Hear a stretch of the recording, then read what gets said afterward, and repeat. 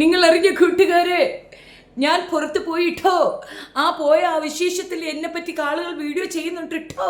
അത് എന്നോടുള്ള പ്രയാസം കൊണ്ടാണ് ഇട്ടോ, ഞാൻ പോയതിൻ്റെ വിഷമം കൊണ്ടാണ് ഇട്ടോ. അട്ടോട്ടോട്ടോട്ടോ, ഡബിൾ ടൊട്ടോട്ടോട്ടോ, ആ വെടി പൊട്ടിട്ടോട്ടോട്ടോ. കോഴിക്കോട് നമ്പർ 1 അത്തോളി വെടി. അത്തോളിയിലെ പടക്കമേ, നീ അറിയാൻ വേണ്ടി ഒരു കാര്യം പറയാം. എൻ്റെ പേര് നീ ഇവിടെ പരാമർശിക്കുന്നുകൊണ്ടാണ് ഇത് ഞാൻ എടുക്കുന്നത്, അല്ലെങ്കിൽ ഞാൻ ഇതൊന്നും എടുക്കത്തില്ല. ഇനി മുതൽ ഇങ്ങനെ തന്നെയാണ്, നീ എന്തിട്ടാലും ഇവിടെ മറുപടി ഉണ്ടാവും. മനസ്സിലായ? അത്തോളിക്കാരി പടക്ക കമ്പനി പടക്കക്കടേ. നീ പോയത് കൊണ്ട് ഒരു പൂച്ചയ്ക്കും ഒരു പട്ടിക്കും ഒരു പിണ്ണാക്കുമില്ല. പിന്നെ അതും വെറൈറ്റി മീഡിയ പോലുള്ള ഒരു മീഡിയ വിളിച്ചു വരുത്തി ഞാൻ മതം ഉപേക്ഷിക്കുകയാണ് ട്ടോ, എൻ്റെ തലയിൽ നിന്ന് ഞാൻ തട്ടമെടുത്ത് ദൂരെ കളയുകയാണ് ട്ടോ, ഞാൻ മൊത്തത്തിൽ ഒരു പബ്ലിക് ഠോ ആയി ഠോ, ആ വെടി പൊട്ടിട്ടോ. ഇത്രയും ദിവസം കഞ്ഞാ ഐ ലവ് യു കഞ്ഞാ ഇതായിരുന്നു. ഇപ്പൊ ഠോ ഞാൻ പബ്ലിക് പടക്കമായി ഠോ, എനിക്ക് പൊട്ടാറായി ഠോ, എന്നെ പിടിച്ചപ്പോൾ ഞാൻ പൊട്ടി ഠോ. ഇപ്പൊ അതുകൊണ്ട് ഇറക്കിയിരിക്കുകയാണല്ലോ നീ. അപ്പൊ എന്തായാലും നാട്ടുകാരുടെ അടുത്ത് ഒന്ന് ചോദിക്കുകയുണ്ടാവും, പ്രത്യേകിച്ച് ഇസ്ലാമിന് വേണ്ടി സംസാരിക്കുന്ന മനുഷ്യരുടെ അടുത്ത് ഒന്ന് ചോദിക്കും, നിങ്ങളുടെ മതത്തിൽ നിന്ന് ഒരു അഭിസാരിക ഇറങ്ങിപ്പോയിട്ടുണ്ട്, നിങ്ങളുടെ അഭിപ്രായം എന്താന്ന്? സിമ്പിൾ അല്ലേ? പുസ്തകന്മാരെ മറുപടി പറയും, അതവരുടെ ജോലിയാണ്. റിയാക്ഷൻ വീഡിയോ ചെയ്യുന്നവർ ധൈര്യപൂർവ്വം അത് പറയും, റിയാക്ഷൻ വീഡിയോ ആണ്. നീ എന്ത് തോന്നിയാസം കാണിച്ചാലും മിണ്ടാതിരുന്നോണ്ടിരിക്കാന്ന് ഞങ്ങളടുത്ത് നീ പറയേണ്ട കാര്യമില്ല. കണ്ടാ പറയൂടി, നീ രഹസ്യമായിട്ടൊന്ന് മതം വിട്ടാ പോരായിരുന്ന. നിന്റെ തന്ത 13 വയസ്സ് നിന്നെ കൊണ്ടുപോയി കൂട്ടിക്കൊടുത്തിട്ടാണല്ലോ ഈ ഉണ്ടാക്കി വെച്ചിരിക്കുന്നത്. നീ വെച്ച വീടായാലും നീ ഇട്ടിരിക്കുന്ന ഉരുപ്പടിയായാലും നീ ഉണ്ടാക്കിയ സർവത്രവും നിന്റെ തന്ത നിന്നെ കൂട്ടിക്കൊടുത്തുണ്ടാക്കിയതാണെന്ന് അത്തോളിയിലുള്ള മനുഷ്യർക്ക് അറിയാം, പ്രത്യേകിച്ച് കോഴിക്കോടുകാർക്ക് എല്ലാവർക്കും അറിയാം. നീ ഏതാ ഇനമെന്ന് പൊതുസമൂഹത്തിന് ഇപ്പം നന്നായിട്ട് മനസ്സിലായിട്ടുമുണ്ട്. അഠോ അഠോ അഠോ. പിന്നെ ഷെഫീന ബീവിയെ പിടിച്ച് മടിയിരുത്താൻ അതിന് കപ്പാസിറ്റി ഉള്ള ഒരാളെ ഉണ്ടായിരുന്നുള്ളൂ, അതെൻ്റെ ഉപ്പായിരുന്നു, മരണപ്പെട്ടു പോയി, അതും നല്ല പ്രായത്തിൽ. അല്ലാതെ നിന്നെ കണക്ക് ഏത് നേരവും ഉപ്പാടെ അണ്ടിയും വലിച്ചുകൊണ്ട് നടക്കുന്നോളല്ല ഷെഫീന. ഉപ്പായ അത്രയും നെടുത്തൊങ്ങ പോലെ നിൽക്കുന്ന ഉപ്പായെ കൊണ്ട് ജോലി എടുത്ത് ജീവിക്കുന്നതിന് പകരം ഉപ്പാടെ അണ്ടിയും വിഴുങ്ങിക്കൊണ്ട് നടക്കണം നീ. ഇങ്ങനെ പലതും പറഞ്ഞില്ലെങ്കിലേ അതിശയുള്ളൂ. ബന്ധങ്ങളുടെ വാല്യൂ ഒന്നും അറിയാത്ത നിനക്ക് ഒന്നും പറഞ്ഞിട്ട് കാര്യമില്ല.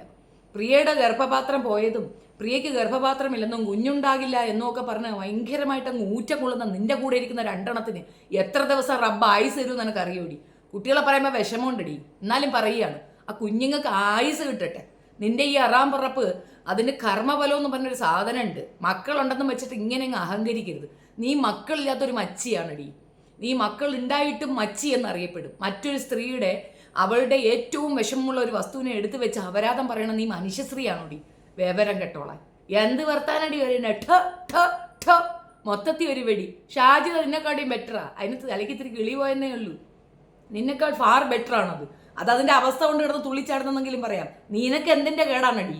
നിനക്ക് എന്തിന്റെ കുത്തിത്തിരിപ്പാണ്? എന്നെ ചലഞ്ച്. നീ വരയ്ക്കുന്ന കണ്ണൻ കോപ്പി പേസ്റ്റല്ലേ, കാർബൺ കോപ്പി വെച്ച് വരയ്ക്കണമെന്ന് ലവളും വന്ന് പറഞ്ഞല്ലോ. വായികീറിയ കാമിയും അവൻ്റെ വെച്ചിരിപ്പുകാരൻ അപ്പി ബിജുവും വന്ന് പറഞ്ഞായിരുന്നല്ലോ, കാർബൺ കോപ്പി വെച്ചാണ് ഉണ്ടാക്കണേന്ന്. കാർബൺ കോപ്പി വെച്ചിട്ട് കണ്ണനെ വരച്ചിട്ടാണ് അവൾ ചലഞ്ച് ചെയ്യണത്. നാണയില്ലേ നിനക്ക് കൊണയടിക്കാനായിട്ട്? ഷെഫീന ആരുടെ മടി കയറി? നീ കണ്ടടി ഞാൻ മടി കയറി ഇരിക്കുന്നത്? നിന്റെ തള്ളയെ പോലെയാണെന്ന് വിചാരിച്ചാ? അലവലാതി തള്ളയെ പോലെയാണ് ഞാനെന്ന് വിചാരിച്ചാ? എന്ത് വൃത്തികേടാണടി നാറി പറയണത്? തന്തയില്ലാഴിക ഒരു കുറ്റമല്ല, അതൊരു അലങ്കാരമായിട്ട് ചുമന്നുകൊണ്ട് നടക്കുന്നത്. കഞ്ഞാ കണ്ണൻ്റെ കിഞ്ഞാ കണ്ണൻ്റെ കിഞ്ഞ. നാട്ടുകാർക്ക് ഇഷ്ടമാണ് അടി. അയൽവക്കത്താര് പറയുന്നത് എന്താണ്? കഞ്ഞാ കഞ്ഞാ. അവർക്ക് പോലും കണ്ടുകൂടാ. സ്വന്തം അയൽക്കാർക്കെങ്കിലും കുടുംബക്കാരെങ്കിലും വന്നു, എൻ്റെ വീട് നിറച്ച ആളാണ്, അതുകൊണ്ട് എനിക്ക് വീഡിയോ പിടിക്കാൻ ഒക്കുന്നില്ല, എൻ്റെ വീട് നിറച്ച ആളാണ്. അവിടെ ഒരു പൂച്ചപ്പട്ടിയും കാണാനില്ല. 2 കടവന്മാർ വന്ന് ഇപ്പോൾ ഉണ്ട്, കടുവന്മാർ. ഇത് എൻ്റെ മോനാണ്, അത് മനസ്സിലായിടി. കണ്ടാൽ തന്നെ തോന്നുന്നു നിന്റെ മോനാണെന്ന്. നീ തള്ളച്ചിയാണെന്ന് മനസ്സിലായി. പക്ഷെ രണ്ടിൻ്റെയും അവൻ്റെ നോട്ടം മുഴുക്ക നിന്റെ ആ ഫ്രണ്ടിൽ ഇങ്ങനെ നിൽക്കുന്ന മാതളങ്ങയിലാണ്. ചെറുക്കൻ മോനായിരിക്കാം, മോൻ്റെ നോട്ടം മുഴുക്ക അതിനകത്താണ് വരുന്നത്. അത് ഏത് വകുപ്പിലടി നിനക്ക് മോൻ? എൻ്റെ കുഞ്ഞുമ്മാടെ മോൻ, എൻ്റെ മൂന. അതുകൊണ്ടാണ് നിനക്ക് അമ്മയും മകനും തമ്മിലുള്ള ബന്ധം പോലും മനസ്സിലാകാത്തത്. എല്ലാവരെയും എടുത്തു വെച്ച് അമരാവതിച്ച് അവഹേളന വർത്താനം പറഞ്ഞ് നീ അങ്ങ് മിടുക്കിയായി എന്ന് വിചാരമുണ്ടാ. കൈവാക്കിന് വന്ന് നിൽക്കരുത്. കൈവാക്കിന് വന്ന് നിൽക്കാൻ ധൈര്യം ഉണ്ടെങ്കിൽ വരിക. അത്തോടെ തീരും നിന്റെ കുത്തിക്കഴപ്പ്. നീ കുറേ ആയി കിടന്നങ്ങ് നെഹളിക്കുന്നില്ലടി. എന്ത് അർഹതയുണ്ടടി എൻ്റെ പേര് എടുത്തു വെച്ച് പറയാനായിട്ട് നിനക്ക്? നീ ആരെന്നാണടി നിന്റെ വിചാരം? പുഴുത്തതേ, നിന്റെ തൊള്ളയല്ല പുഴുക്കണം, നിന്റെ സാമാനം പുഴുക്കണം. അത്തോടെ തീരും അത് വെച്ച് തിന്നുന്ന ഈ പരിപാടി. അവനവൻ ജോലി ചെയ്തിട്ട് 10 രൂപ ഉണ്ടാക്കി വെച്ചിട്ട് ഒരു വീട് വെച്ചിട്ട് വെല്ലുവിളിച്ചെങ്കിൽ പാടില്ല. പൈസ കണ്ടിട്ട് അങ്ങ് മഞ്ഞളിക്കും. നീ മഞ്ചത്രിയാണോടി? നീ ഈ മതത്തിൽ ഇല്ലാതെ പോയത് ഏറ്റവും ഭാഗ്യമായിട്ട് ഞാൻ പറയും. എവളുടെ വീഡിയോ ചെയ്തെങ്കിൽ കണക്കായിപ്പോയി. നീ ഒളിച്ചും പാത്തും ചെയ്യടി. നീ എന്തിനാ പബ്ലിക്കിൽ ഈ തിന്നുന്നതും പെടുക്കണതും അവൻ്റെ അണ്ടി ചൂമ്പണതും എല്ലാം എടുത്ത് വെളിയിലിട്ട് ആളുകൾ പറയത്തില്ലേ? മിണ്ടാതിരിക്കുവോ? അതെന്താ വിചാരിച്ചാൽ നിനക്ക് എങ്ങനെ വേണമെങ്കിലും ജീവിക്കാന്നാണ്? നീ മാർക്കറ്റിലേക്ക് ആരെ ഇറക്കാൻ പോണ്?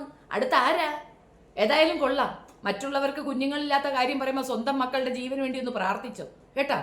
ഇരുന്ന ഇരിപ്പിലായിരിക്കും ഒരു ഏക്കം തട്ടിയാൽ തീർന്നു പോകാനുള്ളതേ ഉള്ളൂ. ആയുസ് എന്ന് പറയുന്നത് അത്രയേ ഉള്ളൂ.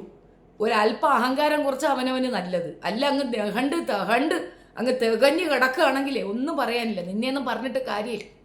ഉണ്ടാക്കി വിട്ട ആ കഴിവേറികളാ അറിഞ്ഞു പൊട്ടിക്കാൻ നാട്ടുകാർക്ക് കൈക്ക് ആംബിയർ ഇല്ലാത്തതുകൊണ്ട് പോയി കിടക്കുന്നല്ല.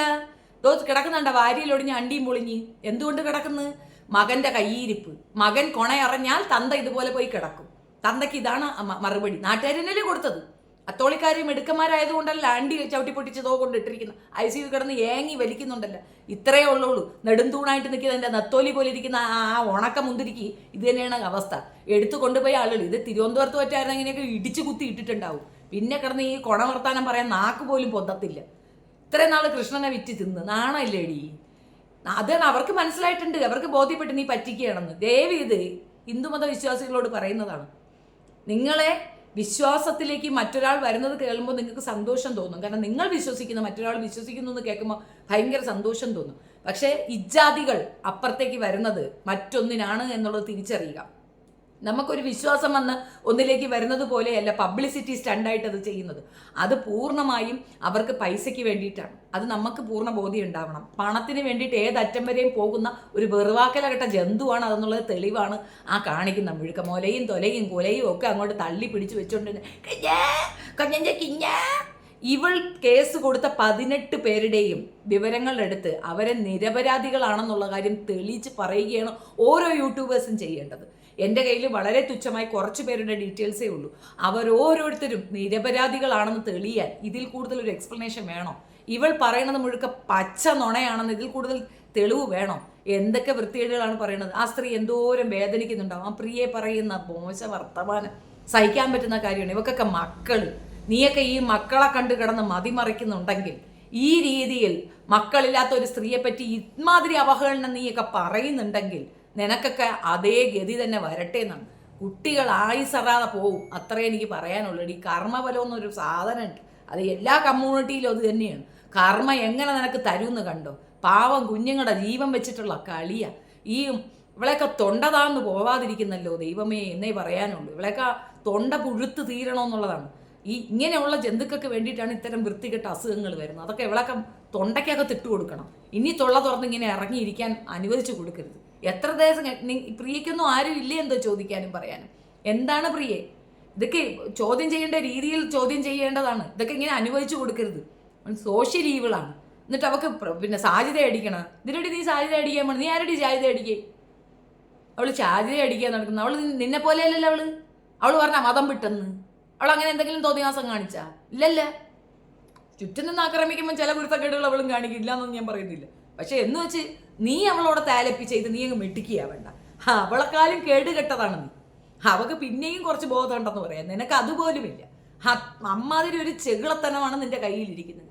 ഇട്ടോ ആ കേട്ടോ, ആ നിന്നിട്ടോ, ആ നടന്നിട്ടോ, മൊത്തത്തിൽ ഒരു ഠോ ലുക്ക് തന്നെ. മൊത്തത്തിൽ കോഴിക്കോടത്തെ വലിയ വമ്പൻ പടക്കം. വലിയ പടക്കം വന്ന് ചെറിയ പടക്കം നീ എന്ന് തിരുത്തി പറയണം. അത് ചെറിയ പടക്കം, നീ വലിയ പടക്കം. അത് രഹസ്യ പടക്കം, നീ പരസ്യ പടക്കം. മൊത്തത്തിൽ പടക്ക കമ്പനി. അത്രയേ ഉള്ളൂ. ശാപം.